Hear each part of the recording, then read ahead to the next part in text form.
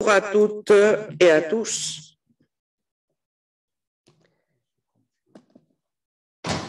Nous sommes très contents de vous avoir aujourd'hui avec nous, une fois de plus, avec notre cycle à propos des mardis strasbourgeois.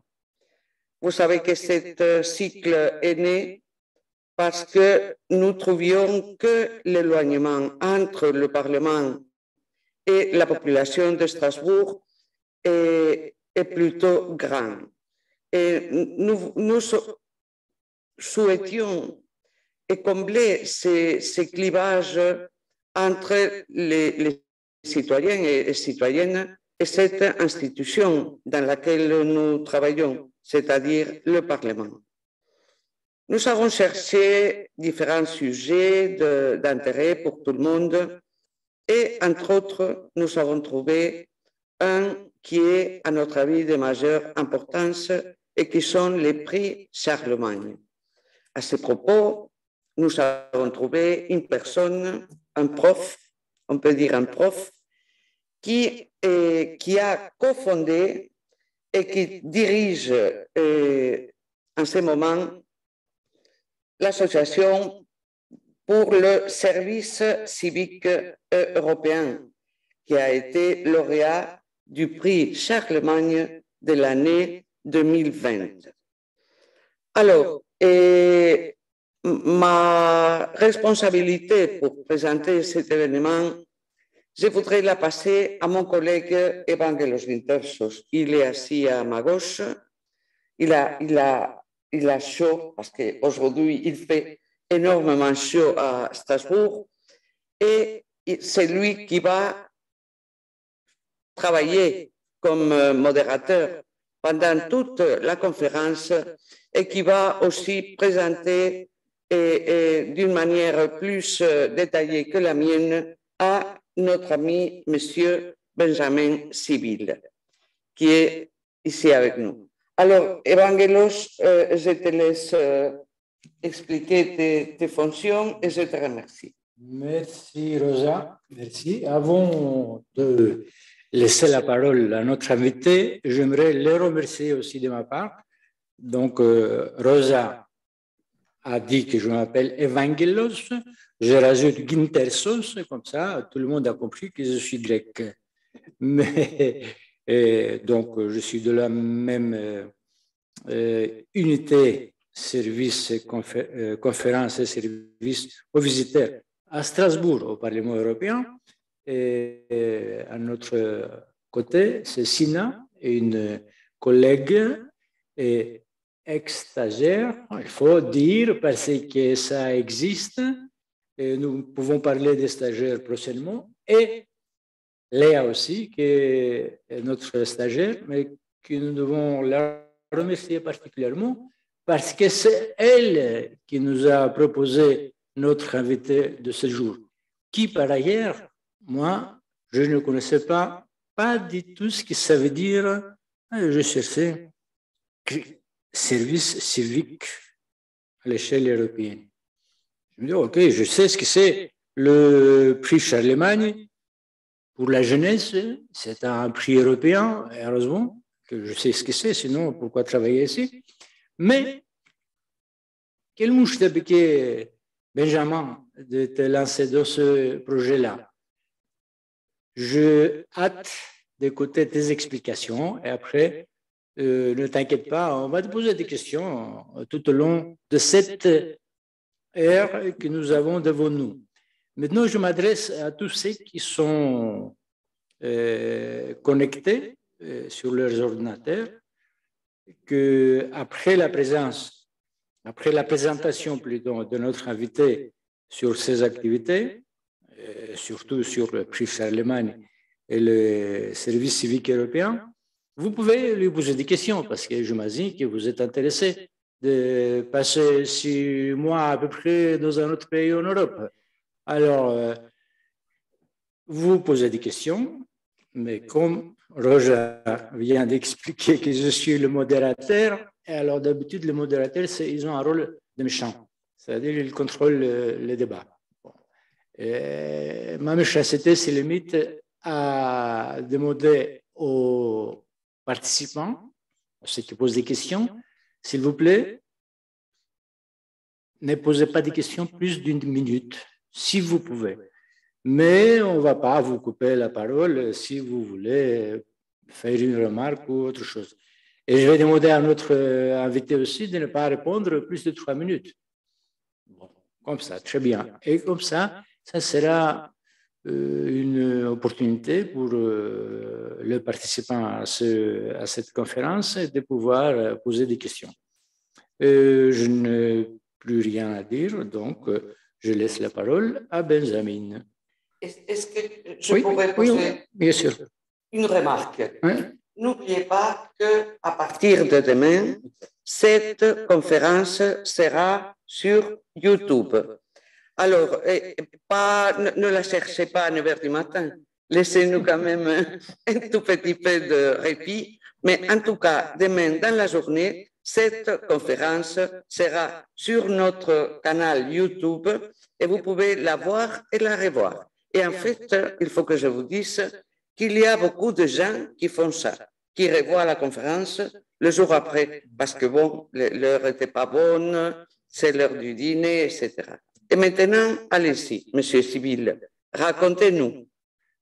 Tout d'abord, Madame la députée, Monsieur le député, merci énormément de cette invitation. Je suis très heureux d'être avec vous ici. Et puis c'est vrai, à Strasbourg, même si c'est à distance, ça a toujours beaucoup de sens pour moi puisque c'est la ville où j'ai fait mes études. Donc, gracias, Eftaristo. Et puis un merci tout particulier, effectivement, à Léa, qui faisait d'ailleurs partie de ces étudiantes, puisque j'ai la chance d'enseigner à Sciences Po Strasbourg. Et donc, bonsoir à tous ceux qui nous suivent, ou alors si c'est un peu plus tard, demain ou après-demain, bonjour. Et effectivement, je suis Benjamin Sibyl, donc j'ai 30 ans, et je suis le fondateur du collectif pour un service civique européen qui a gagné, alors ça c'est le hasard de notre période un peu particulière où on a eu le Covid, qui a gagné en 2021 le prix Charlemagne 2020. Donc, on a eu le 2e prix pour toute l'Union européenne après avoir été désigné candidat de la France. Comment s'est lancée cette aventure du collectif pour un service civique européen?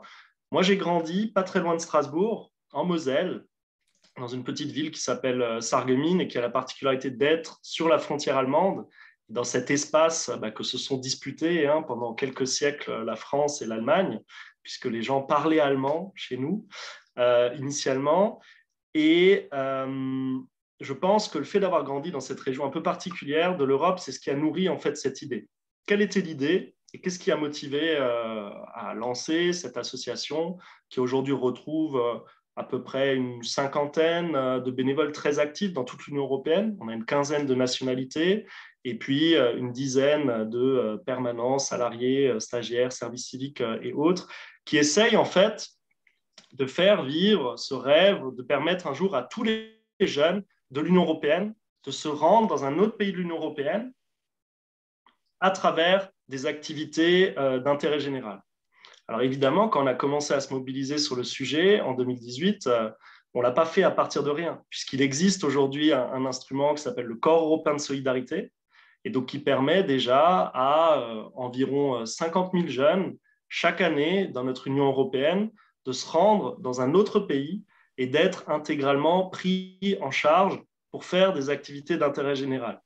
Alors, vous me direz, pourquoi avoir voulu se mobiliser sur quelque chose qui existe déjà? Tout simplement parce que 50 000 jeunes, et même si on rajoute les 900 000 jeunes qui chaque année font Erasmus, en réalité, c'est plutôt 200 000 qui font des Erasmus longs, qui ont plus quand même d'apports pour l'apprentissage de nouvelles langues, la découverte de nouvelles cultures. Ça reste quand même une goutte d'eau par rapport aux 4,6 millions de jeunes qu'il y a dans une classe d'âge de l'Union européenne. Donc nous, notre rêve, ça serait vraiment de permettre à tous les jeunes Européens de vivre ce genre d'expérience. Pourquoi? Parce qu'on pense pour que justement l'Union européenne devienne une réalité tangible dans la vie de tous, il faut y avoir cette rencontre qui est si visible de manière emblématique au Parlement européen, mais qui devrait être vécue par tous les citoyens en fait. Le fait de rencontrer des gens d'un autre pays de l'Union européenne, le fait de vivre dans un autre pays de l'Union européenne, le fait de pouvoir apprendre la langue d'un autre pays de l'Union européenne. Et donc, c'est ce à quoi on a cherché à œuvrer toutes ces années. Pourquoi le faire à travers le service civique? Parce qu'on croit beaucoup à cette idée d'une citoyenneté active, c'est-à-dire qu'être citoyen, et en particulier citoyen de l'Union européenne, et en particulier dans une période, je ne vais pas dire sombre, parce qu'en ce moment, il y a du soleil, même dans l'est de la France, mais qui est quand même une période, on peut le dire, d'inquiétude avec la guerre en Ukraine et l'agression russe, avec la crise environnementale et climatique qu'on vit, avec quand même cette crise Covid dont on n'est pas encore sans doute complètement sorti, puis toutes ces conséquences sociales. Donc tous ces grands chantiers qui en fait justifieraient de mobiliser tous les citoyens d'Europe pour essayer d'y répondre de manière solidaire.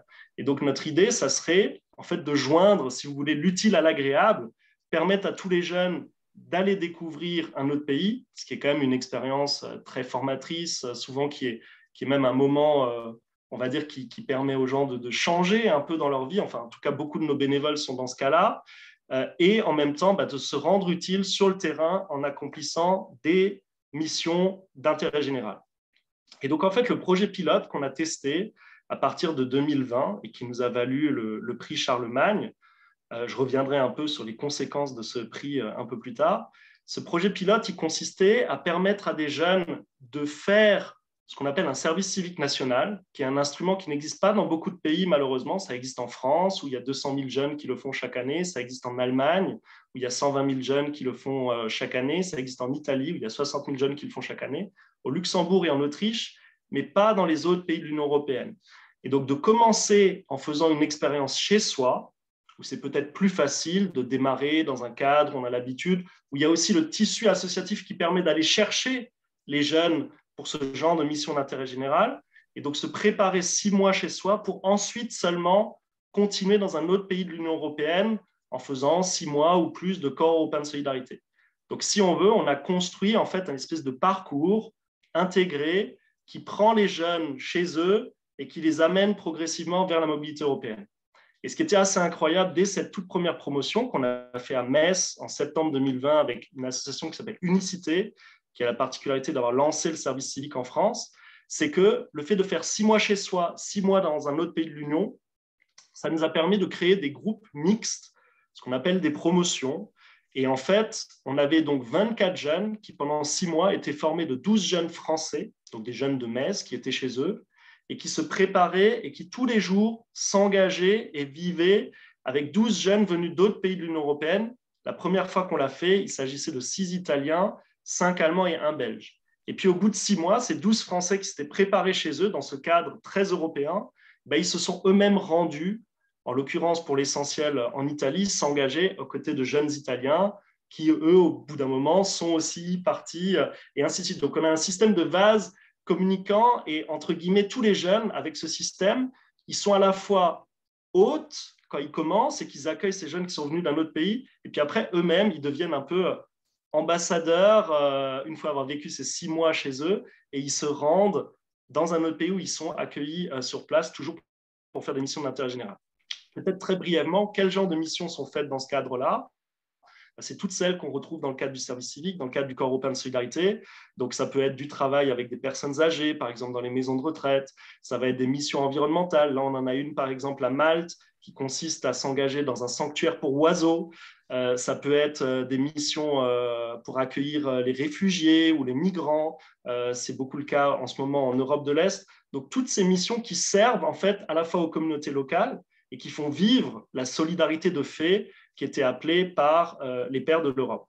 Et justement, pour parler des pères de l'Europe, Charlemagne, alors c'était peut-être un père guerrier, on va dire le père de l'Ancien Testament européen, mais c'est vrai qu'avoir reçu ce prix Charlemagne, ça a été un moment, on va dire, qui a changé les choses, non pas seulement pour notre association, puisque ce qui est en jeu, c'est pas notre sort à nous, mais aussi pour cette idée probablement d'essayer de permettre à tous les jeunes d'Europe de vivre l'Europe sur le terrain et de la faire vivre à travers les activités d'intérêt général qu'ils mènent. Et donc, quand on a reçu ce prix en octobre, en fait, très rapidement, en décembre, on a vu le président de la République français, quand il a annoncé les priorités de la présidence française du Conseil de l'Union européenne, reprendre à son compte cette idée d'universaliser le service civique européen ou l'expérience de mobilité civique européenne, peu importe comment on l'appelle. Et donc, cette priorité de la présidence française de l'Union européenne, elle a été transformée ensuite en un texte. Là, je suis désolé, je suis un peu technique. Léa me pardonnera le côté professeur de questions européennes, mais ce texte, le 5 avril 2022, c'est devenu une recommandation du Conseil de l'Union européenne. Et qu'est-ce qu'on trouve dans cette recommandation? Et quelle est en fait notre idée? Et je ne me fais pas l'interprète des volontés présidentielles françaises, mais en gros, quand on parle de service civique européen, on retrouve plusieurs choses. C'est bien sûr ne pas remplacer les instruments existants, ne pas supprimer le Corps européen de solidarité ou Erasmus, mais faire en sorte que ces instruments ils fonctionnent en complémentarité avec les instruments nationaux qui peuvent être en place pour permettre l'inclusion de tous dans la mobilité européenne. Et c'est aussi la diffusion en fait des bonnes pratiques européennes qui existent, et notamment de ces services civiques nationaux qui sont quand même des grandes politiques de jeunesse qui permettent aux jeunes de rentrer plus facilement dans le marché de l'emploi, qui permettent aux jeunes de se découvrir, qui permettent aux jeunes de se vivre comme citoyens dans les pays où ils sont déjà en place. Et peut-être pour ne pas être trop long, je conclurai sur ça, parce que le grand chantier aujourd'hui avec le vote de ces différents textes, alors évidemment, maintenant se pose aussi la question de quels moyens au niveau de l'Union européenne peuvent être mis en place pour aider justement les pays qui auraient envie de créer leur propre service civique, pour construire cette coordination européenne, pour faire monter en puissance la mobilité européenne civique. Mais le grand chantier sur lequel, en tout cas, nous, en tant qu'association, on est aujourd'hui très engagés, c'est évidemment faire grandir notre réseau de partenaires, faire grandir le nombre de projets pilotes. On est aujourd'hui présent avec une centaine de volontaires en France, en Italie et bientôt à Malte.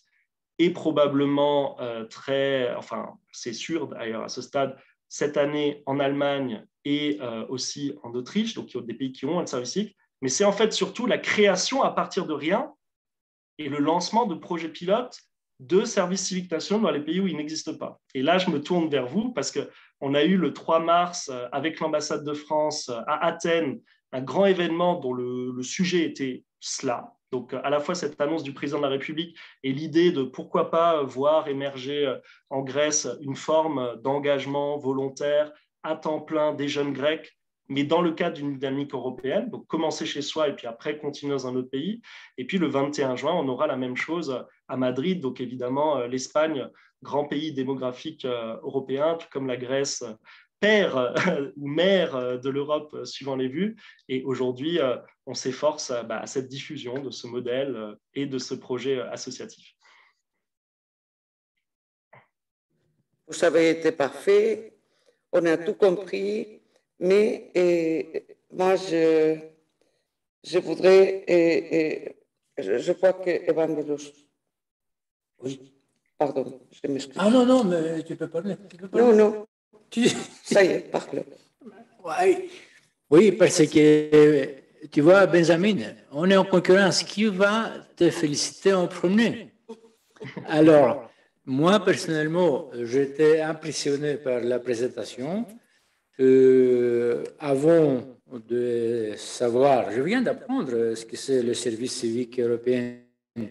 Je savais, comme je dis, ce que c'était le prix Charlemagne, mais j'imagine que, comme moi, qui était impressionné de cette présentation très intéressante, je pense que les participants aussi ont été intéressés. Comme je dis à l'introduction, il y en a qui rêvent de passer quelques mois, 6 mois, vous avez dit, dans un autre pays européen, en combinant l'utile avec l'agréable. Merci beaucoup, Rosa. Alors, avant de donner la parole aux participants pour poser des questions à notre invité, j'aimerais lui faire une fleur, notre invité. Il a dit à un moment donné, Charlemagne, le père guerrier peut-être de l'ancien Europe, le père. Quand même, nous, les Européens, on dit Robert Schuman, c'est le père de l'Europe actuelle. Et moi, j'ose dire que Benjamin Sibyl, c'est le père du service civique européen. Alors, ça continue. Je ne sais pas si c'est trop, mais je le sens. Et en vous écoutant, j'ai remarqué ça. Alors, je pense que les participants auront, sauf si Rose avait parlé aussi. Oui. Alors, avant de donner la parole aux participants, Rose aimerait aussi vous féliciter. Oui, je voudrais vous féliciter, mais je voudrais aussi vous poser une question. Parce que je pense qu'à un moment donné de votre intervention, vous avez évoqué de quelle façon le prix vous a changé votre organisation. Et je voudrais vous entendre parler de ça, c'est-à-dire parler de l'émotion, parler de comment vous vous attendiez ou vous vous attendiez pas, comment vous avez fait pour être retenu comme candidature. Est-ce que vous pouvez expliquer un peu plus votre sentiment à propos de ces prix européens? Alors, je crois que c'est une question dont la réponse va effectivement intéresser, parce que c'est une histoire un peu particulière, presque Don Quichotesque dans son déroulé. Alors, en fait, pour être honnête, le prix Charlemagne, et ça montre que c'est vraiment quelque chose pour tous, et que les gens ne doivent pas hésiter à candidater et se dire, voilà, je n'ai aucune chance. On a candidaté, pour être honnête, complètement par hasard. C'est-à-dire qu'on a découvert 3 jours avant la deadline l'existence du prix et que notre trésorière de l'époque a fait à peu près 2 nuits blanches pour remplir le formulaire qui, il faut le dire, était très accessible et donc ça n'a pas été trop pénible. Mais bon, il n'est évidemment pas conçu pour être rempli en 2 jours. Donc, on a fait cette candidature aussi un moment en fait presque de démarrage du projet, puisqu'on a candidaté en début d'année 2020, en plein confinement. Donc on était c'était le début du Covid, on a eu un peu la chance, les gens étaient chez eux, alors évidemment avec toute la tragédie autour de la maladie, mais ça nous a donné le temps de pouvoir nous engager sur ça. Et au final, quand on a candidaté, on n'avait pas encore de projet pilote, puisqu'il a démarré en septembre 2020, mais c'était ce qu'on voulait faire. Et on n'avait pas encore réussi à impliquer d'autres pays de l'Union européenne.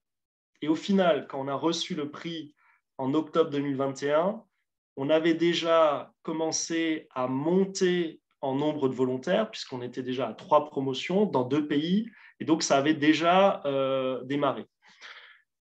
Qu'est-ce qu'on a ressenti quand on a gagné le prix ? Alors, il se trouve que c'était moi qui étais à Aix-la-Chapelle à ce moment-là. J'y suis allé. Alors là, les voies de l'administration sont parfois impénétrables. J'ai des gens dans mon équipe qui disent que ce n'est pas vrai. Moi, je suis persuadé d'avoir reçu à un moment un email du Parlement européen me disant que on avait eu le prix pour la France, mais que malheureusement ensuite on n'avait pas été retenu dans les candidats finaux. Et en fait, je pense que c'était une erreur parce que on s'est rendu donc au prix en étant sûr d'avoir perdu. Et puis aussi, il faut le dire, mais ça, c'est une mauvaise musique qu'on a parfois en tête, en se disant que voilà, il y avait 3 candidats assez forts pour l'Allemagne, pour la France et pour aussi la Grande-Bretagne, une jeune chanteuse pop qui, après le Brexit, s'était mobilisée pour dire que la Grande-Bretagne devait continuer de faire partie de l'espace culturel européen, ainsi de suite. Et puis aussi d'autres candidatures très fortes d'autres pays, notamment la Roumanie, notamment la Grèce à ce moment-là. Et donc, on était persuadé qu'il n'était pas possible que France, Grande-Bretagne et peut-être l'Allemagne puissent être retenus tous les trois, parce qu'il y avait quand même un équilibre européen. Et non, ceux qui pensent ça, je leur dis que ce n'est pas vrai. C'est bien les projets qui sont examinés. Mais en tout cas, pour toutes ces raisons, ça a été une totale surprise, parce qu'au moment où l'ancien président du Parlement européen et la vice-présidente Barley ont commencé à annoncer les gagnants, je me suis dit, ah tiens, on dirait qu'on parle de notre projet. Puis après, non, ça ne doit pas être le cas. Et en fait, j'étais complètement surpris. Et je dois dire que ça a été un moment vraiment d'une grande émotion dans cette salle d'Aix-la-Chapelle, qui est quand même la salle de coronation des anciens rois d'Allemagne. Donc, une très belle salle médiévale et tout. Au moment d'être monté sur scène, je ne réalisais pas du tout ce qui était en train de se passer. Et c'est quand, ça paraît bête à dire, mais c'est quand a retenti l'hymne à la joie, qui était joué par un orchestre, quand a retenti l'hymne à la joie, je me suis dit, ça faisait quand même déjà 3 ans qu'on était engagés. Ça a été quand même assez dur, puisque pendant tout ce temps, on l'a fait en tant que bénévole. Donc j'ai eu des impacts assez concrets sur ma vie personnelle en portant ce projet. Et c'est en entendant l'hymne à la joie sur cet estrade que je me suis dit, oui, c'est peut-être possible qu'on réussisse à porter ce projet jusqu'au bout et qu'un jour, ça change la vie de milliers ou peut-être même de centaines de milliers, voire même peut-être de millions de personnes dans l'Union européenne et que ça ait un impact positif pour notre Union européenne et nos pays. Et vraiment, c'est le premier moment où je me suis dit que ça pouvait être une réalité tangible et qu'il fallait y croire jusqu'au bout et qu'il fallait continuer. Et je pense qu'on aurait continué dans tous les cas, mais le fait d'avoir ce prix, ça nous a donné confiance et ça nous a permis de complètement nous investir dans les mois qui ont suivi jusqu'à cette reprise par la présidence française de l'Union européenne et encore jusqu'à aujourd'hui, parce que le travail n'est pas complètement fait, évidemment. Mais aujourd'hui, on peut dire qu'on y est le cœur confiant et qu'on se lance voilà, encore plus allant dans cette aventure. Merci encore une fois, Benjamin. Et merci pour ce beau plaidoyer pour l'Union européenne dans une péripétie de remise des prix de Charlemagne assez rocambolesque aussi. Alors, moi, maintenant, je m'adresse aux participants à cette réunion. Ceux qui veulent poser la question, soit ils écrivent sur le chat, s'ils ne veulent pas apparaître sur l'écran, ou bien ils lèvent la main. Ils lèvent la main, et nous on les voit, et on vous donne la parole. Mais pour le moment, je ne vois pas d'intéressés pour poser des questions, parce que je suis sûr qu'il y a des intéressés pour postuler au prix Charlemagne ou pour faire un petit voyage 6 mois dans un autre pays que le sien. Mais je crois qu'il y a quelqu'un qui aimerait poser une question. Donc, c'est Léa. Oui, bonsoir. Merci pour votre présentation. Moi, je vais poser une question après Rosa. J'aimerais savoir jusqu'à quel âge est-ce qu'on peut faire un service civique européen? C'est une très bonne question. Je vous rassure, Léa, vous pouvez encore faire un service civique européen. Alors, en fait, il faut comprendre que le service civique européen, aujourd'hui, c'est un assemblage de plusieurs instruments. Donc, le corps européen de solidarité qui permet, dans tous les cas, de partir dans un autre pays, l'Union européenne, d'être pris en charge, logé, blanchi, nourri, avec des transports. Le corps européen de solidarité, c'est de 18 à 30 ans. Le service civique européen, donc notre projet pilote qu'on déploie progressivement dans les différents pays, on va toujours prendre l'âge légal de l'instrument qui existe sur place. Donc, par exemple, pour les volontaires français, ça va être entre 17 ans. En réalité, le service civique français, c'est 16-25 ans, mais nous, comme on combine avec le corps européen de solidarité, on prend à chaque fois le plus petit commun dénominateur. Donc, ça va être de 17 ans à 25 ans. Si vous êtes allemand et que là, le FSJ ou le FEJ, l'âge limite, c'est de 18 à 28 ans, dans ce cas-là, ça va être de 18 à 28 ans, et ainsi de suite. Donc, on s'adapte, et je pense que c'est ça aussi la beauté de l'Union européenne, c'est à la fois ce qui rend les choses complexes, parce qu'évidemment, ça nécessite beaucoup de coordination. On pousse énormément, là, justement, dans les travaux après cette recommandation du Conseil de l'Union européenne, on pousse pour la reconnaissance mutuelle des différents instruments, services civiques nationaux de l'un à l'autre, mais aussi avec le Corps européen de solidarité. Mais c'est aussi la richesse de l'Europe de savoir que voilà, les réalités ne sont pas la même quand on est un jeune maltais ou quand on est un jeune français ou quand on est un jeune allemand, parce que les systèmes scolaires ne fonctionnent pas de la même manière et ainsi de suite. Et ça, les États membres savent probablement mieux comment leur population fonctionne. Et donc, l'idée, c'est de se baser sur chacune des conditions qui existent dans les différents pays. Voilà. Je ne sais pas si j'ai répondu à la question. Oui, si, tout à fait. Merci. Merci, Benjamin. Alors, Benjamin, pardon. Quelqu'un parmi les participants aimerait poser une question? Parce que moi, je peux me lancer aussi. Hein. Courte, très courte. Est-ce que quelqu'un qui a fait Erasmus peut faire le service civique européen? C'est compatible? Alors, il n'y a aucune incompatibilité, effectivement. Je dirais même que c'est très bien hein, de continuer avec ça. Donc, on peut tout à fait faire Erasmus et ça ne rend pas inéligible à ensuite faire un corps européen de solidarité, un service civique, et donc a fortiori pas un service civique européen. Dans les réflexions qu'on a eues dans l'idée de généraliser voilà, cette expérience pour tous les jeunes, on a eu notamment un atelier avec la Commission européenne en France, à Saint-Ouen en janvier, qui réunissait toutes les associations de jeunesse de France. Et on s'est posé cette question. On s'est posé, mais si tous les jeunes d'Europe font une expérience de mobilité, est-ce que ça veut dire qu'ils ne peuvent plus faire Erasmus, qu'ils doivent choisir, ainsi de suite? Oui, vous vouliez réagir? En fait, ce qu'on s'est dit, c'est que pour bien construire les choses, il fallait bâtir la mobilité européenne sur deux piliers. D'un côté, avoir effectivement un Erasmus plus fort, un Erasmus élargi, peut-être un Erasmus aussi qui comprendrait plus d'activités d'intérêt général. Il pourrait y avoir des modules civiques au titre d'Erasmus. On pourrait même imaginer d'ailleurs que les étudiants Erasmus ils seraient particulièrement indiqués pour accompagner justement ces jeunes en service civique européen, les aider pour l'apprentissage des langues, les aider pour découvrir une nouvelle ville dans laquelle ils s'engagent et ainsi de suite. Mais Erasmus, même élargi, c'est vrai qu'avec aujourd'hui à peu près 40% des jeunes dans l'Union européenne qui ont un diplôme du tertiaire, donc de l'université ou alors de l'apprentissage et ainsi de suite, ça ne peut pas concerner 100% des jeunes. Et donc, pour ces autres jeunes, il faut qu'il y ait un instrument tout aussi massif que Erasmus, tout aussi intégrateur. Et c'est là, en fait, que serait particulièrement utile le service civique européen.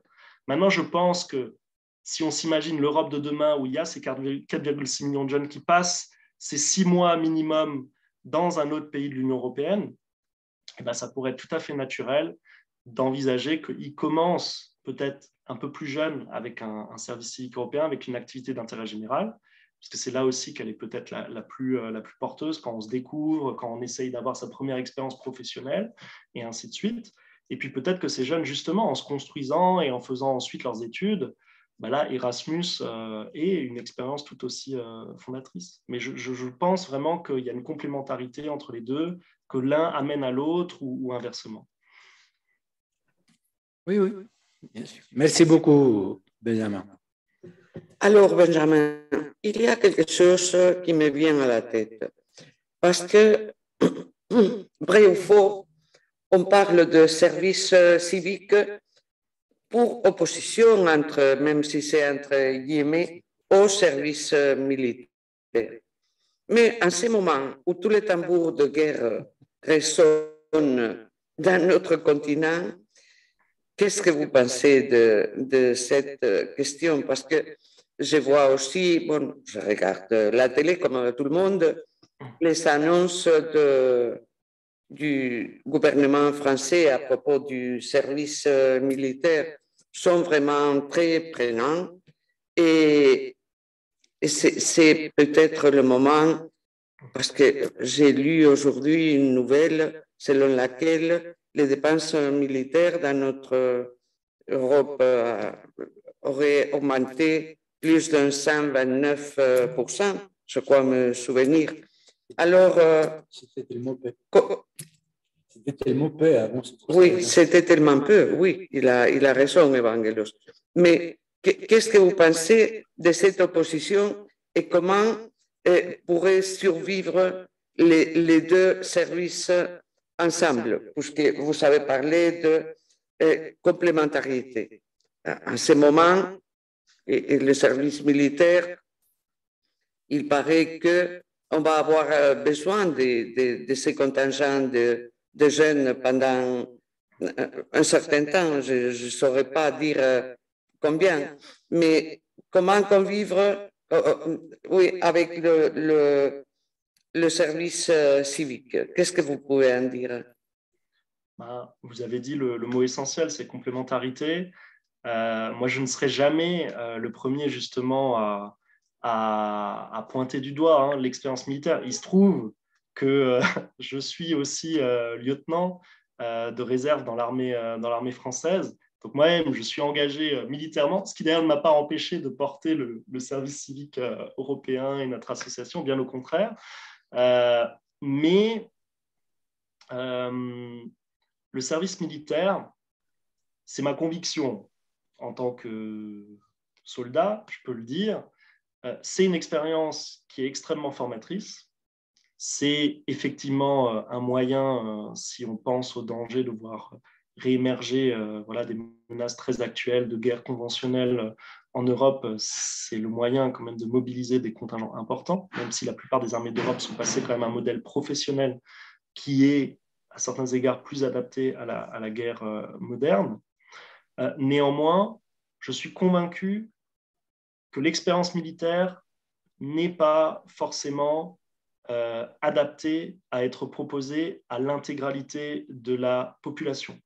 Il y a d'autres moyens d'aider son pays, il y a d'autres moyens d'être utile, y compris en cas de crise majeure, et je pense que l'Ukraine nous l'a bien montré, parce que même dans ce cas, qui est ce qu'on peut imaginer de pire, voir une force hostile massive envahir son pays, tous les Ukrainiens qui sont mobilisés ne sont pas aujourd'hui au front en train de lutter activement dans le cadre de l'armée. Il y a besoin aussi de gens pour continuer à faire fonctionner les administrations. Il y a besoin de gens pour soigner. Il y a besoin de gens pour éduquer. Enfin, même en cas de cette situation qui est la pire qu'on puisse imaginer, c'est-à-dire la guerre, voire même la guerre totale, la société n'arrête pas de fonctionner. On a besoin de gens qui continuent de la faire fonctionner. Donc ça, c'est un premier point. Le deuxième point, c'est que aujourd'hui, et heureusement, malgré la gravité de la situation, l'Europe et l'Union européenne et les pays de l'Union européenne ne sont pas en guerre. Néanmoins, ils font face à un certain nombre de menaces, ce qui nécessite de les préparer. Le meilleur moyen, à mon sens, de se préparer à faire face à ces menaces et aux défis de demain, c'est justement de renforcer la solidarité à la fois des pays de l'Union européenne les uns envers les autres, de la population d'un pays envers les autres pays de l'Union européenne, mais aussi, même au sein d'un pays, de la population tout court. Et autant il n'est pas forcément pertinent aujourd'hui d'imaginer 100% des jeunes faisant un service militaire parce que ce n'est pas forcément adapté à tous, parce que ça a un coût énorme qui, en l'absence d'une guerre, ne nécessite pas forcément d'être supporté. Autant mobiliser la jeunesse pour une partie au niveau de l'armée, pour ceux qui le souhaitent, comme c'est aujourd'hui possible dans un certain nombre de pays, et pour le reste, dans des missions d'intérêt général, des missions civiques, là, c'est un moyen de se préparer justement à demain. Parce que quand on s'est engagé dans l'intérêt général, quand on a travaillé dans une administration, quand on a aussi fait la découverte tout simplement de travailler avec les autres et de devoir se considérer dans le même bain que les autres, parce que quand on fait ses classes c'est ça l'expérience aussi, hein, c'est se retrouver parfois pour la première fois très jeune dans le même bain que les autres, aussi à dormir avec des gens qu'on ne connaît pas et tisser des liens humains très forts comme ça rapidement.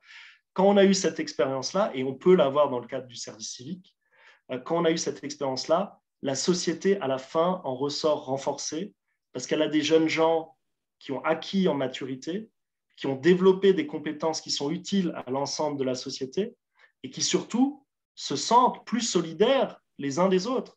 Et ça, oui, on le découvre à l'armée, mais on n'a pas besoin de faire face à un danger sur sa vie pour être un bon citoyen et pour se sentir citoyen. Donc c'est en ça, je pense que la complémentarité, elle a la plus grande.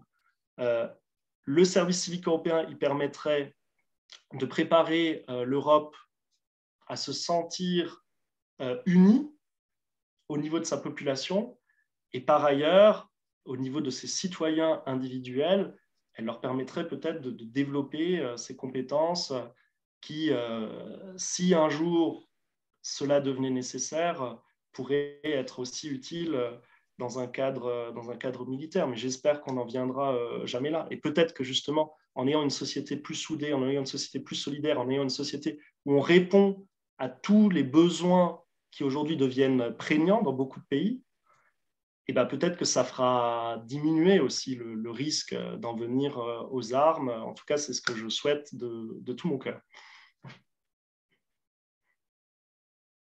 Bien, merci beaucoup, Benjamin, encore une fois, pour toutes ces explications concernant les services civiques européens et les services militaires que Rosa est tout à fait normal, vu l'actualité aujourd'hui, ce qui se passe à nos portes.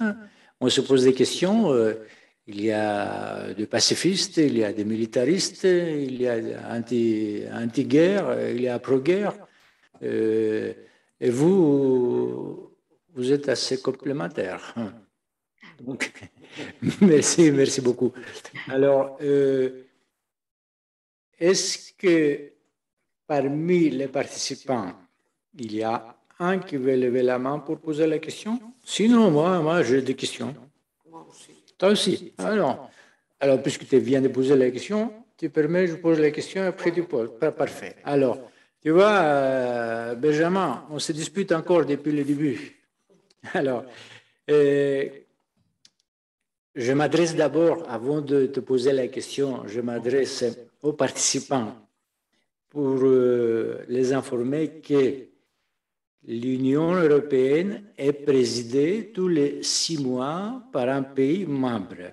Et ce semestre 2022, c'est la France qui préside l'Union européenne.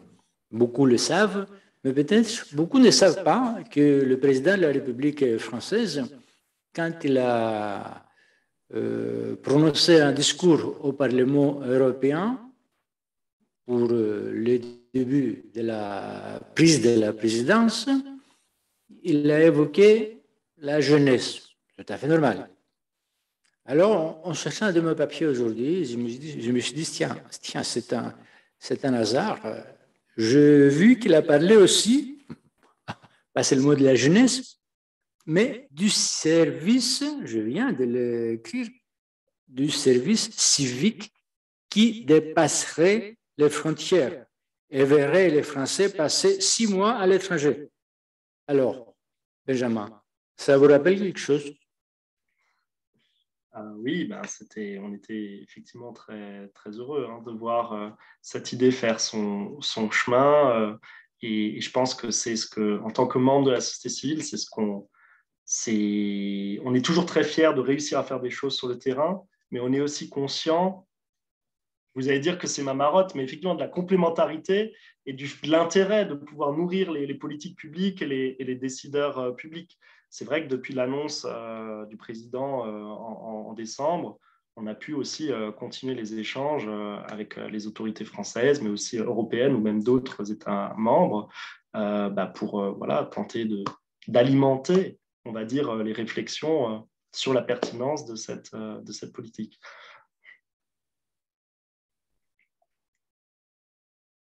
Sinon, je vais oublier. Ça me vient à l'esprit. Vous imaginez, un jour, il y a un appel de l'Élysée, Monsieur Benjamin Sibyl, vous êtes invité par le président de la République qui a évoqué votre projet en 2021 à Strasbourg, mais maintenant il est de nouveau réélu président de la République. Alors, il aimerait vous remercier. Est-ce que vous accepterez l'invitation à l'Élysée? Ça reste c'est le chef de l'État, donc évidemment, et pas que, actuellement aussi la tête en tant que présidence de l'Union européenne. Donc oui, je serais très honoré d'être remercié directement par le président de la République. Et je pense que ça serait une bonne chose d'avoir un engagement au sommet de l'État en France et parmi les chefs d'État de l'Union européenne envers cette idée. Nous, on ne peut que souhaiter ça. Donc, si vous voulez lui proposer l'idée, n'hésitez pas. Oui. On va tenter, mais on ne vous garantit rien.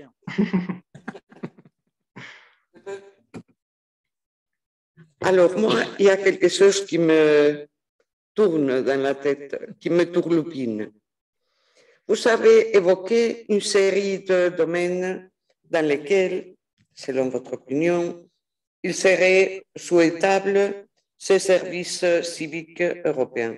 Vous avez parlé de l'aide au troisième âge, vous avez parlé des migrants, vous avez parlé des munis. Il y a une question qu'en ce moment est dans la conscience de la plupart des citoyens et citoyennes européens, c'est l'environnement. Est-ce que vous avez déjà pensé ou choisi ou dessiné un programme pour ces services civiques qui pourrait s'ajuster à cet objectif d'environnement plus propre, plus agréable, plus sûr? Parce que nous allons recevoir dans un prochain, je crois que c'est le mois de juin, une organisation qui a caractère mondial, mais qui a une antenne ici à Strasbourg, qui s'appelle Surfrider Europa. Ils sont préoccupés par les eaux, par les mers, les océans, mais aussi les rivières, les lacs, etc. De quelle façon cette complémentarité que nous ne faisons qu'évoquer, vous et moi, parce que je pense que c'est quelque chose de très utile, ces services civiques pourraient peut-être se produire en tant que volontaire ou au sein d'une organisation non gouvernementale, évidemment sans but lucratif. Qu'est-ce que vous en dites? Je pense que vous touchez au cœur du sujet. La question environnementale, elle est déjà effectivement une de nos priorités. Nous, sur la petite centaine de volontaires aujourd'hui qu'on a dans notre réseau de partenaires qui font des missions de service civique européen, on a à peu près un tiers qui fait des missions environnementales. On a aussi effectivement intégré des formations de sensibilisation à la protection de l'environnement et à la lutte contre le réchauffement climatique dans le parcours de ces volontaires. C'est quelque chose qui est tout à fait central et crucial. Pour répondre plus directement à la question, moi, la première réflexion qui me vient immédiatement, c'est, alors j'ai plus les chiffres en tête, mais quand on regarde les besoins qu'on a aujourd'hui pour répondre de manière adéquate aux défis climatiques et environnementaux. Je crois qu'on est sur des chiffres de l'ordre de 200 trillions de dollars, ou enfin des sommes faramineuses qui dépassent pratiquement le PIB mondial. Et c'est des sommes que souvent on estime qu'il est nécessaire de décaisser pour investir, renouveler l'appareil de production énergétique, pour dépolluer, pour mener la rénovation aussi des bâtiments, pour en fait changer toute la société pour la rendre adaptée à une société à bas carbone. Et c'est vrai, nous, c'est une préoccupation de longue date. D'ailleurs, le président actuel du collectif pour un service civique européen qui s'appelle Boris Jaros, qui est un franco-allemand de Strasbourg, donc je le salue particulièrement, lui, il est venu à nous à la base parce qu'il avait cette idée de service national. Alors, il n'avait pas le côté européen, mais environnemental. Lui qu'il appelait même l'armée du climat. Vous voyez, on revient toujours, tout se croise. Et moi, je le vois dans notre structure. Comme je l'ai dit, jusqu'en 2021, on n'avait pas de salariés et en réalité, on n'avait pas de budget. Ça veut dire que la plupart des choses qu'on a fait, on l'a fait intégralement avec des bénévoles. Par exemple, quand on a eu le prix Charlemagne, on avait peut-être un budget de 20 ou 30 000 euros. D'ailleurs, l'argent qui nous a été donné par le prix a été très salutaire à cette époque. Mais en réalité, quand on prenait en compte le temps de travail qui était donné par les bénévoles, qui étaient quand même nombreux, on atteignait 600 000 euros si on chiffrait le temps qu'eux donnaient librement pendant leurs vacances, pendant leur pause de midi, pendant leur soirée, et ainsi de suite. Et je pense que pour le service civique, c'est ça. Alors évidemment, non, ce n'est pas une solution de travail à bas coût, il ne s'agit pas d'exploiter la jeunesse. Mais en revanche, on est dans une situation d'urgence, on est dans une situation de crise. Oui, si on veut répondre massivement à ce défi environnemental et climatique, si on veut pouvoir aller dépolluer des zones entières, si on veut pouvoir aller planter des arbres, mieux entretenir les parcs nationaux. Je pense par exemple au Portugal qui cette année a lancé son premier projet pilote de service civique et ils ont appelé ça le service des eaux et forêts parce que c'est des jeunes gens qui vont aller protéger les zones boisées qui souvent brûlent pendant l'été. Tout ça, ça nécessite beaucoup de gens. Parfois, ça ne nécessite pas forcément... il y a des domaines où il faut des compétences de pointe, mais souvent, c'est juste de la bonne volonté. Et là, on a effectivement 4,6 millions de jeunes dans une classe d'âge de l'Union européenne qui pourraient être mobilisés 6 mois pour faire des choses utiles et peut-être accélérer la réponse aux défis climatiques. Et je pense qu'on l'entend à chaque fois qu'on organise des événements ou qui viennent vers nous, c'est une des causes les plus chères à la jeunesse d'aujourd'hui, mais des mouvements comme Friday for Future ou de la mobilisation de jeunesse montrent les jeunes, ils ont envie de faire. Ils veulent qu'il y ait une réponse forte. Maintenant, la question, c'est est-ce que l'Union européenne, est-ce que les États leur en donneront l'opportunité? Mais je crois qu'ils répondront à l'appel si cet appel, il est lancé. Effectivement, le cœur du sujet. Tu as touché le cœur du sujet, Rosa. Et en t'écoutant répondre à la question de Rosa, tu as dit nous sommes dans une situation de crise, nous sommes dans une situation d'urgence, et moi je dirais nous sommes dans une situation criminelle. Alors, si on ne fait rien, tout le monde le dit, alors on tue notre vivier, tout simplement. Bon, après ces paroles un peu pessimistes, je demande à nos amis participants s'ils peuvent poser une question ou à nos amis ici présents. Hein? Léa. Allez, encore une. Oui. Moi, j'ai des questions beaucoup plus pratico-pratiques.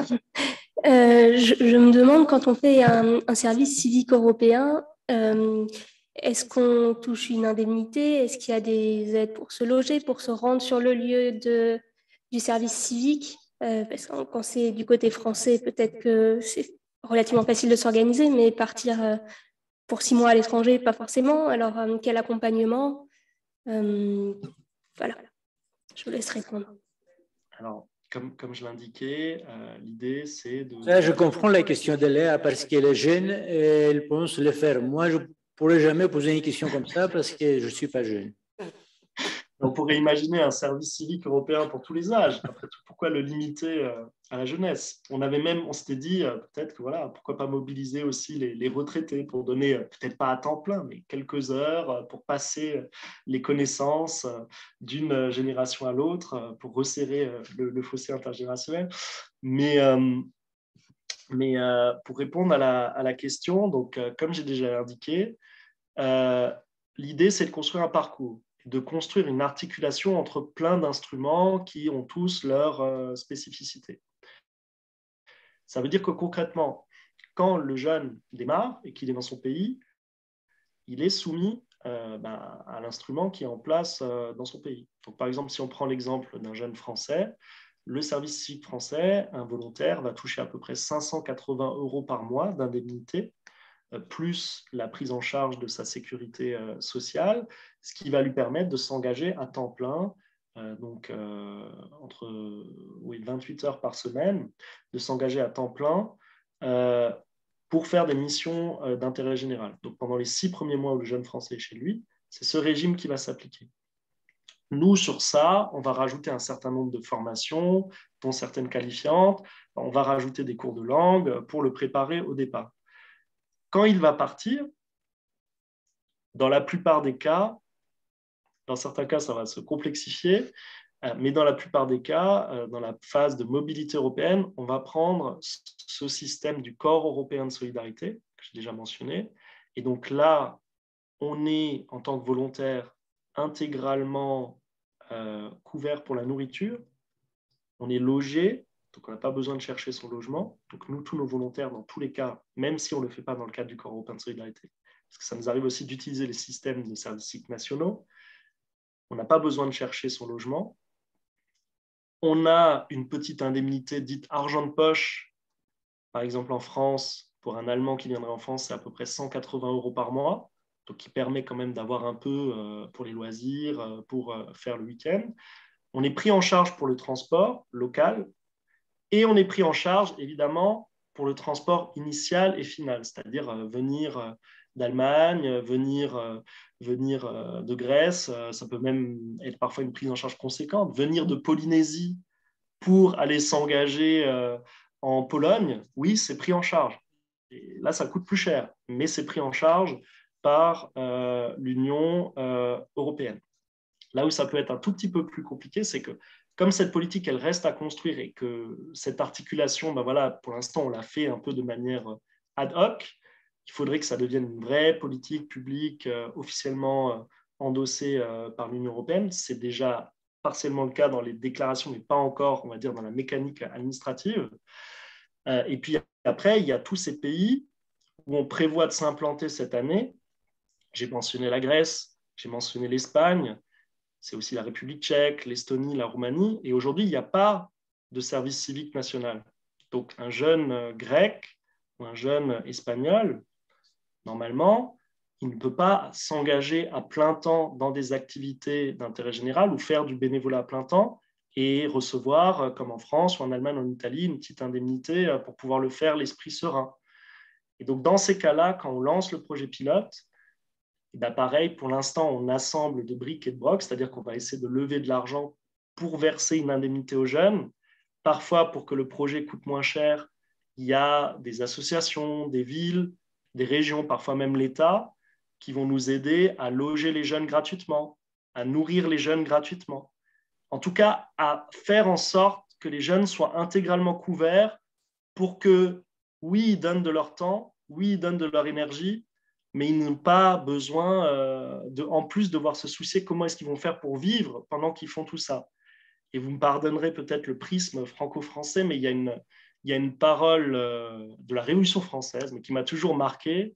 Je crois que c'était à l'époque de la Convention nationale, en l'an 2, une déclaration de la Convention qui disait « Tout citoyen a le droit de venir vers la République en lui disant « Nourris-moi ». Et la République de répondre « Donne-moi ton travail ». Et je crois que c'est ça l'idée, en fait. C'est pour des gens qui donnent de leur temps, qui donnent de leur énergie, qui font vivre notre République européenne au sens large et nos républiques locales, c'est-à-dire les communautés de citoyens et nos villes, nos régions, nos territoires. C'est normal que pendant qu'ils le font, ils n'aient pas à se soucier de comment boucler la fin de mois et pouvoir le faire à l'esprit tranquille. Merci beaucoup, Benjamin.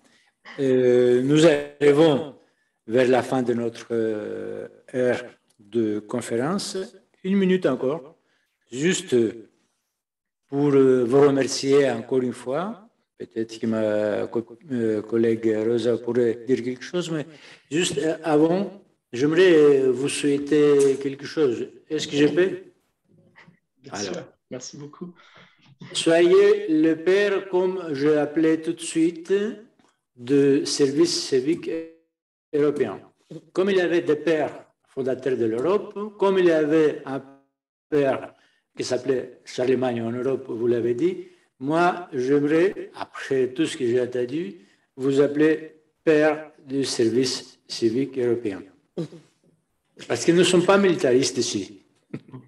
Moi, de ma part, je voudrais remercier, si vous le permettez, en premier lieu, Léa, qui a été la porteuse de cette idée qui nous a convaincus et qui nous a permis de vous connaître.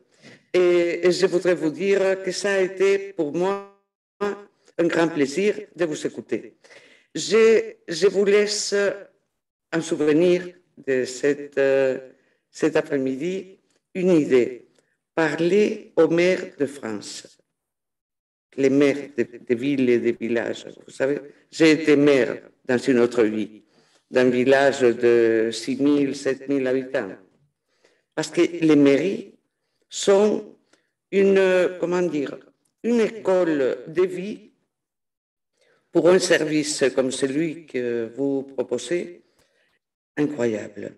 Et là, je suis sûre que vous allez trouver des gens qui vont comprendre cette idée et qui vont la porter avec vous. Et ça, c'est très important. Et rien d'autre. Dire que nous allons garder précieusement ces documents que vous nous laissez aujourd'hui, cette conférence et vos réponses à nos questions qui vont nous servir pour le futur, et que tant Evangelos que moi, ainsi que Sina et Léa, nous allons devenir des agents propres de ces services civiques européens, parce que vous nous avez vraiment convaincus. Merci beaucoup, Monsieur Civil. Vous pouvez dire, si vous voulez, quelques mots pour dire au revoir. Allez-y. Je voulais juste dire merci encore énormément. Et vous savez, cette idée de service civique européen, c'est avant tout de provoquer la rencontre européenne. Donc, ce que vous avez dit tous les deux fait particulièrement écho. Je pense que c'est avec ces moments de rencontre, d'échange et ce que vous faites très bien tous les mardis, c'est ça qui va nous permettre d'aller plus loin. S'il y a des gens dans l'assistance qui souhaitent nous aider, ils peuvent nous contacter. Ils nous retrouveront sur les réseaux sociaux, par exemple sur Facebook, @collectif-SCE. Et maintenant, on nous retrouve aussi en italien, en espagnol et petit à petit dans toutes les langues de l'Union européenne. Et voilà, pour continuer d'aller plus loin avec des bénévoles, des représentants de la collectivité nationale et européenne comme vous. On a besoin de toutes les énergies pour avancer ensemble. Et merci encore pour nous avoir permis de nous exprimer dans ce moment.